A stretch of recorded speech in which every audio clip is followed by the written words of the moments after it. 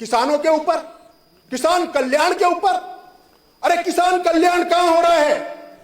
मध्य प्रदेश के अंदर हर तहसील के अंदर 50 से 100 लोग किसान अपनी रजिस्ट्री करवा रहे हैं, अपनी जमीन को बेच रहे हैं। और जमीन के खरीदार कौन है?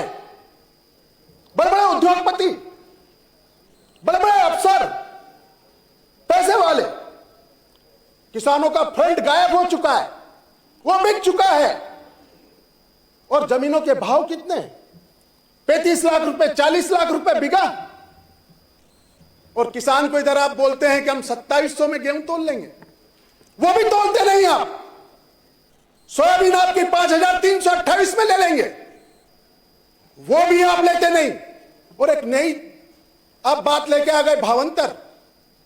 अरे आपकी जवाबदारी है, नीति है कि अगर रेट बहुत आगे पीछे हो तो ये एमएसपी की नीति है, मूल्य नीति आयोग ये निर्देश देते हैं, या बात लिखते हैं, मैंने पढ़ा है कि सरकार की जवाबदारी होती है ऐसी स्थिति में कि वो सरकारी एजेंसियों से भावांतर नहीं, मॉडल रेट नहीं, जो भी मिनिमम सपोर्ट प्राइस है उसमें सरकार की जवाबदारी बनती है कि वो ये फसल उस 5328 रुपए में तोले। आपने 4000 रुपए में तोल ली 26 तारीख के पहले, और 26 तारीख के बाद कैलकुलेशन करने के बाद 10 दिन बाद भावांतर डिसाइड किया।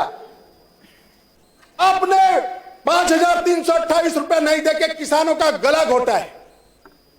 और आप कहते कि किसान, मेरे क्षेत्र में, मेरे महतपुर में 4 किसानों ने आत्महत्या करी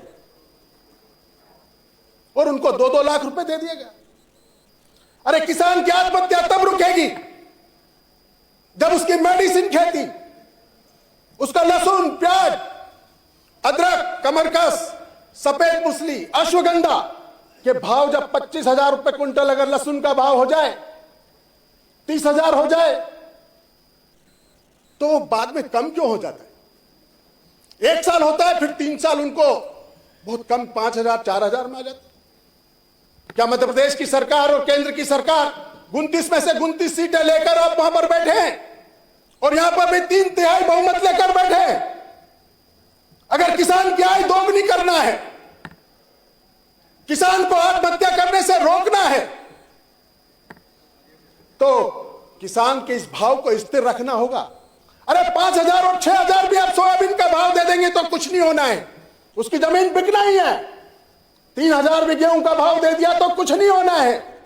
अगर किसान को आत्महत्या से बचाना है तो उनको, आपको उनके जो मेडिसिन खेती, जो लहसुन, प्याज, अदरक, इनके भाव को स्थिर रखना होगा 20 से 25,000 रुपए में, ताकि वो जमीन खरीद सके, जमीन बेचे नहीं।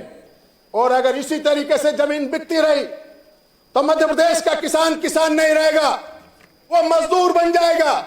और आज की तारीख में भी आप सर्वे करवा ले, 4 बीघा, 8 बीघा, 1 हेक्टर और 2 हेक्टर से ज्यादा का मालिक नहीं बचा हुआ है। यह किसानों की स्थिति है, यह हकीकत है। दूसरा, सरकार